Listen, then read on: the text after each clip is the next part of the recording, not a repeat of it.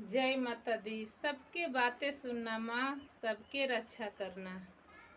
दुर्गा मैया तू इतना आशीष दे दी, दुर्गा मैया तू इतना आशीष दे दी, सैया जी के सरबीस दे दी, सैया जी के सरबीस दे दी।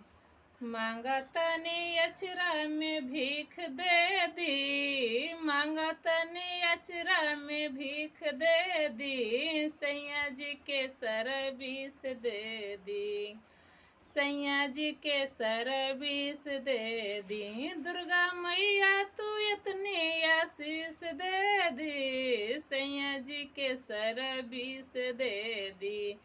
मांगा तनी अचरा में भीख दे दी, मांगा तनी अचरा में भीख दे दी, सैया जी के सरबीस दे दी।